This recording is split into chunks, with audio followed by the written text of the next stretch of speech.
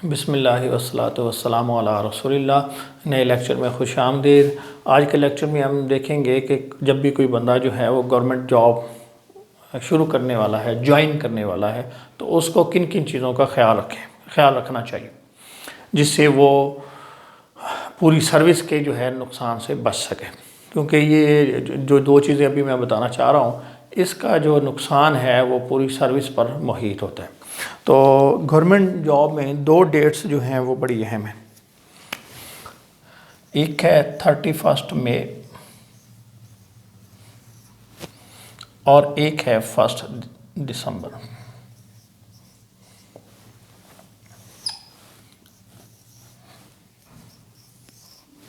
जो लोग भी गवर्नमेंट सर्विस करते हैं, जिन्होंने एक फाइनेंशियल ईयर में 6 माह या 6 माह से ज़्यादा सर्विस पूरी कर ली हो, तो उनको 1 दिसंबर को एक इंक्रीमेंट मिलती है।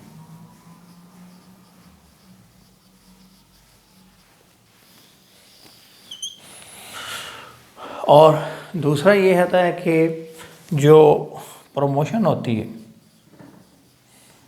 फेडरल गवर्नमेंट में, वो भी 1 दिसंबर को ग्रांट की जाती। तो जो आदमी यानी नया फ्रेश न्यू अपॉइंटी, वो 31 मई से पहले, 31 मई या 31 मई से पहले, बिफोर, प्रायर 31 मई या इससे पहले ज्वाइन कर लेगा, तो 1 दिसंबर को इसकी सर्विस जो है वो कम से कम 6 माह हो जाएगी, 6 माह या 6 माह से ज़्यादा। तो यानी कोई भी नया बंदा है तो उसको ये केयर करनी चाहिए कि अगर उसको कोई अपॉइंटमेंट लेटर जो है वो मई के महीने में मिल गया है, तो वो पूरी कोशिश करे। पहले होगा तो फिर तो कोई इशू ही नहीं है, लेकिन अगर उसको कोई लेटर इस महीने मिलता है तो उसको कोशिश करनी चाहिए कि 31 मई या इससे पहले ज्वाइन कर ले। क्योंकि अगर वो ज्वाइन कर लेगा तो फिर उसको 1 दिसंबर को इंक्रीमेंट मिल जाएगी, वरना नहीं। यानी अगर उसने 31 के बाद 1 जून या इससे बाद ज्वाइन किया, तो क्या होगा, उसके 1 दिसंबर को उसके 6 माह पूरे नहीं होंगे, एक दिन शार्ट हो जाएगा, तो फिर उसको इंक्रीमेंट नहीं मिलेगी। यानी इसको फिर पहले इंक्रीमेंट 1.5 साल बाद तकरीबन मिलेगी। अब देखें, एक इंक्रीमेंट का जो नुकसान है वो ऐसा नुकसान है कि वो जो उसको पूरी सर्विस पर चला जाएगा। यानी अगर वो उसको इंक्रीमेंट मिल जाती तो एक तो उसको हर महीने वो पैसे मिलते और वही इंक्रीमेंट उसकी पेंशन में भी शामिल होती, कम्यूट की सूरत में मिलती और मंथली सूरत में मिलती। तो यानी एक तरह से अब होता क्या है कि जो लोग प्राइवेट जॉब करते हैं उनको गवर्नमेंट के रूल्स का इल्म नहीं होता।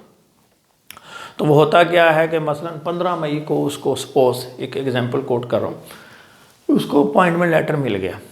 अब उसने सोचा कि यार ऐसा करते हैं कि 15 मई है तो 15 दिन और मैं पूरे कर लूँ, इस महीने की वो मुझे यहाँ से पूरी सैलरी मिल जाएगी, वहाँ मैं चला जाऊँगा, तो वहाँ जाके 1 से ज्वाइन कर लूँगा। अब उसको इस चीज़ का इल्म नहीं होता कि भाई इस एक्शन से उसकी एक इंक्रीमेंट जो है वो लॉस्ट हो जाएगी। और ये इंक्रीमेंट ऐसी है कि जो कि पूरी सर्विस पे उसका इफ़ेक्ट जाता है, सर्विस पे भी जाता है और पेंशन पे भी जाता है। तो इस चीज़ का ख्याल रखें। जैसे ही, यानी इससे पहले की कोई नहीं मसला, यानी 31 मई से पहले आ जाए, यानी अप्रैल हो, फरवरी हो, फिर तो कोई नहीं, फिर तो बंदा लाजमी पहुंच ही जाएगा। ये होता है केस के भी मई में मिला या 25 मई को मिल गया, अब वो जो आप नहीं छोड़ना चाहते, वो कहते हैं यार हम जो है वो 1 से कर लेंगे। यानी इग्नोरेंस की वजह से वो क्या करते हैं कि हालांकि वो उसी दिन छोड़ दें, अगर वो 1 महीने की अगर उधर से उनको हो भी जाए, लॉस हो भी जाए, तो तब भी ये जो लॉस है ये लॉस उससे ज़्यादा है। एक बात। दूसरा, अच्छा अगर इसके बाद है, यानी जून में आए, जुलाई में आए, उसका कोई इफेक्ट नहीं है। ये पर्टिकुलरली डेट का है, यानी 31 मई से पहले ज्वाइन करना है। अगर इसके बाद मिलता है फिर तो वो जिस तरीके से मर्ज़ी अपना जब चाहे ज्वाइन कर सकता है। दूसरा है 1 दिसंबर डेट। यहाँ पे देखें, जो लोग 1 दिसंबर को ज्वाइन करते हैं, यानी प्रमोशन में टाइम होता है, प्रमोशन में यानी ईयर्स देखे जाते हैं कि फ़लाँ ईयर में 5 साल सर्विस है उसकी, तो फिर उसकी प्रमोशन होगी। इसी तरह 7 साल है, 10 साल है, जो भी टाइम है वो होगा। लेकिन वो टाइम जो है वो 1 दिसंबर से काउंट किया जाता है, 1 दिसंबर से। यानी अब क्या होगा कि जो बंदे तो जो हैं वो 30 नवंबर को ज्वाइन कर लेंगे, तो उनका तो यहाँ से साल काउंट होना शुरू हो जाएगा। यानी एक शख्स है, उसने 30 नवंबर 2020 को ज्वाइन किया, तो एक सर्विस कैडर में 5 साल के बाद प्रमोशन है या 6 साल के बाद है, तो इसकी प्रमोशन जो है वो 1 दिसंबर 2026 को ड्यू हो जाएगी। यानी और जब भी प्रमोशन होती है तो एक इंक्रीमेंट का तो लाजमी बेनिफिट मिलता है। अब एक शख्स को ये डेट भी याद रखें, अगर किसी यानी अगर आपको नवंबर में या मई में मैंने कहा है, और या अगर आपको इसका क्या है कि ये तो एक 6 महीने वाली इंक्रीमेंट है और इसका जो है जो ताल्लुक़ है ये प्रमोशन पीरियड से है। अगर एक शख्स को नवंबर में अपॉइंटमेंट लेटर मिलता है, अब वो क्या करता है कि कहता है जी मैं 1 दिसंबर को जाके ज्वाइन कर लूँगा। अब उसका नुकसान क्या होगा कि अगर उसने 1 दिसंबर को ज्वाइन किया, सेम केस, तो अगर यहाँ पे 6 साल हैं तो इसने 30 नवंबर को ज्वाइन किया, इसने 1 दिसंबर को ज्वाइन किया, तो जिसने 30 नवंबर को ज्वाइन किया उसकी प्रमोशन 1 दिसंबर 2026 को ड्यू हो जाएगी, और जिसने ये 1 दिसंबर को ज्वाइन किया तो इसकी जो है 1 दिसंबर 2027 को ड्यू हो गया। देखें, सिर्फ एक दिन का फ़र्क है, लेकिन एक दिन के फ़र्क से एक साल पीछे चले गए। यानी यहाँ पे 2026 में ड्यू हो गया और ये यहाँ पे 2027 को हो गया। इस केस में भी क्या हुआ कि एक इंक्रीमेंट मिनिमम बेनिफिट है। तो और फिर आपको ये भी पता है कि जब भी स्केलर वाइज होते हैं तो जो बेसिक है उसकी वो जो वैल्यू है, यानी अगर एक बेसिक पुराने स्केल में 1000 है, जब अगले साल रिवाइज होंगे तो उसकी वैल्यू 1200 हो जाएगी। फिर जब स्केलर वाइज होंगे, यानी एक इंक्रीमेंट बढ़ते बढ़ते जब वो बंदा रिटायर्ड होगा तो उसका अच्छा फैक्ट बन जाता है।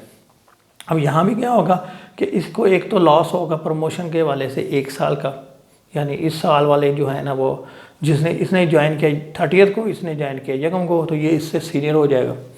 दूसरा लॉस ये हुआ, यानी एक तो सीनियरिटी में हो गया, दूसरा लॉस क्या हुआ कि इंक्रीमेंट भी जो है इसकी जो है ना इससे एक इंक्रीमेंट कम से कम वो इससे ज़्यादा होगी, तो ये भी जो लॉस है ये पूरी सर्विस पे फैल जाता है, spread over the entire service.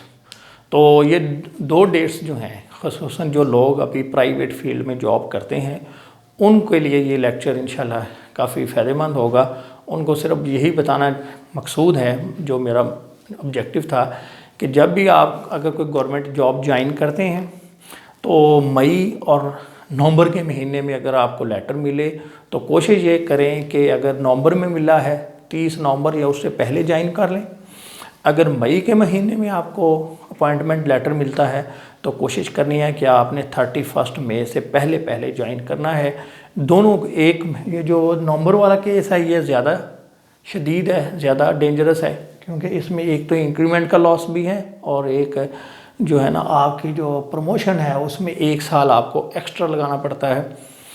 दूसरे में भी आपको इंक्रीमेंट का लॉस है, यानी इंक्रीमेंट गई और फिर 1.5 साल बाद आपको जो है ना अगले साल इंक्रीमेंट मिलेगी। तो इन डेट्स को काइंडली ज़रूर ज़हन में रखें। ये उन लोगों के लिए है जो लोग प्राइवेट जॉब से गवर्नमेंट जॉब में आते हैं, यानी कोशिश करें कि 31 मई या इससे पहले ज्वाइन कर लें।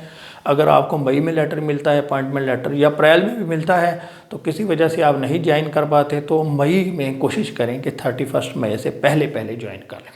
इसी तरह अगर नवंबर में आपको अपॉइंटमेंट लेटर मिलता है किसी भी सरकारी महकमे से, तो कोशिश ये करें कि आप 30 नवंबर या उससे पहले जो है ना वो महकमा ज्वाइन कर लें।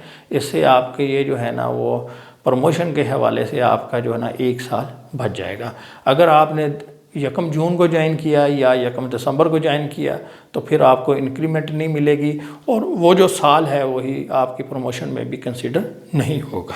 और तीसरा जो है एक अहम पॉइंट उन लोगों के लिए जो थ्रू प्रॉपर ज्वाइन करते हैं, यानी वो ऑलरेडी किसी सरकारी महकमे में जॉब कर रहे हैं तो वो थ्रू प्रॉपर चैनल जो है किसी दूसरे सरकारी महकमे को ज्वाइन करते हैं तो फिर उसमें क्या होगा कि ब्रेक नहीं आनी चाहिए।